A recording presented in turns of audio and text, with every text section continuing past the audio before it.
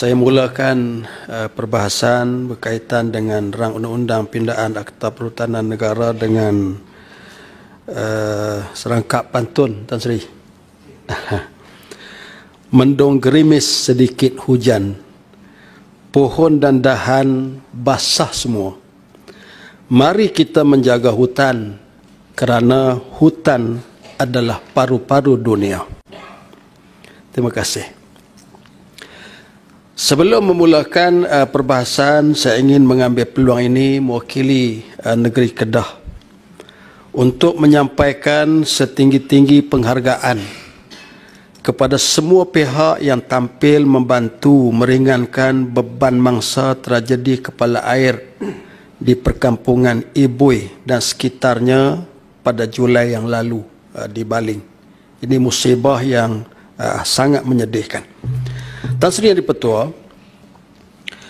pertamanya saya ingin membangkitkan pindaan Seksyen 11 iaitu yang menghendaki pihak negeri menjalankan siasatan awam sebelum mengeluarkan mana-mana kawasan tanah daripada hutan simpanan kekal.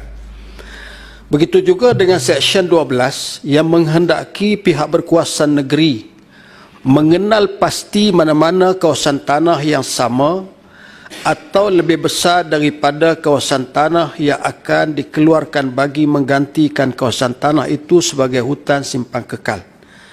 Apa yang saya kira sangat signifikan dengan pindaan kali ini adalah berkenaan dengan frasa warta pemberitahuan pengeluaran kawasan tanah daripada hutan simpanan kekal tersebut hendaklah disiarkan secara serentak dengan warta pemberitahuan penggantian kawasan ganti hutan simpanan kekal.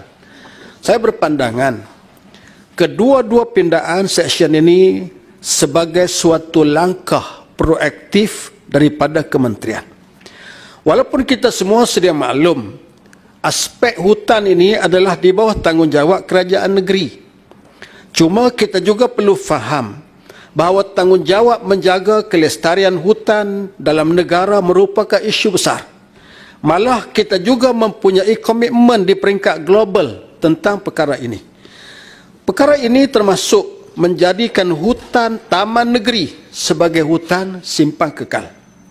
Di Kedah, kawasan yang telah mendapat kelulusan aktiviti pembalakan sebelum daripada ini berjumlah 75,000 hektar secara keseluruhannya. Di Ulu Muda, kawasan yang diluluskan kira-kira berjumlah 25,000 hektar. Jika ikutkan kepada kuota catuan tebangan tahunan CTT bagi negeri Kedah, kira-kira 4,200 hektar setahun, bermaksud kelulusan aktiviti pembalakan ini akan berlangsung selama kira-kira 18 tahun ke depan. Di Gunung Inas yang berkait dengan tragedi kepala air di Baling baru-baru ini mendapat kelulusan sehingga 5,000 hektar pada tahun 2007. Situasi yang saya bentangkan ini adalah realiti yang sedang dihadapi oleh negeri Kedah. Kerajaan negeri semasa tidak mempunyai pilihan, melainkan meneruskan aktiviti pembalakan tersebut kerana sebahagian besar syarikat pemegang konsesi telah menjelaskan premium kepada kerajaan negeri. Malah, implikasi undang-undang kemudiannya sangat besar kepada kerajaan negeri jika tidak diteruskan. Oleh sebab itu, langkah mengenal pasti kawasan hutan untuk dijadikan kawasan ganti serta pengeluaran warta secara serentak seperti yang terkandung dalam pindaan Seksyen 11-12 ini sangat mustahak untuk disokong. Saya berpandangan inilah elemen kebertanggungjawaban kepada pihak yang terlibat untuk mengeluarkan hasil hutan yang dibenarkan. Cuma saya ingin tahu bagaimana jawatan kuasa penilaian dan perundingan di antara kerajaan pusat, kerajaan negeri dan jabatan perhutanan akan dibentuk bagi memastikan kedua-dua seksyen ini dapat dikuatkuasakan secara efektif. Tan Sri Yang di-Pertua, saya juga ingin menyentuh sedikit berkaitan tragedi kepala air di Kampung Ibui Baling. Saya meneliti laporan yang menyebut mengenai fenomena proses geologi berangkai, iaitu kejadian tanah runtuh serentak secara meluas akibat cetusan hujan lebat dengan kapasiti tinggi selain hakisan tanah akibat ladang hutan.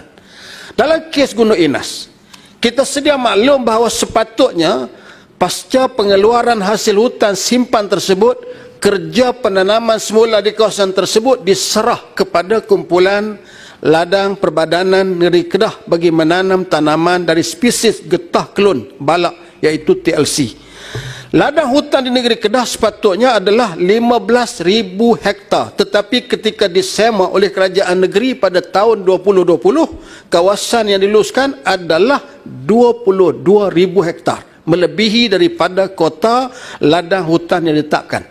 Tambahan lagi, Kementerian juga telah memaklumkan mengenai penanaman durian musangkin ini kini telah berjumlah 5,000 batang pokok di 52 hektar dikatakan mendapat kebenaran sejak tahun 2017.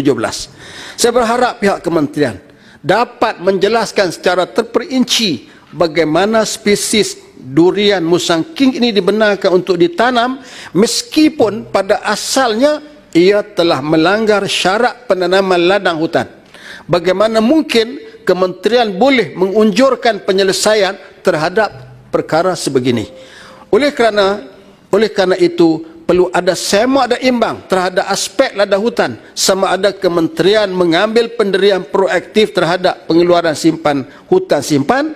Kita tidak mahu isu tanaman ladang hutan yang bertentangan dengan spesies tanaman yang dibenarkan berlaku ini berulang lagi pada masa yang akan datang. Tan Sri Yang di-Pertua, saya pohon menyokong.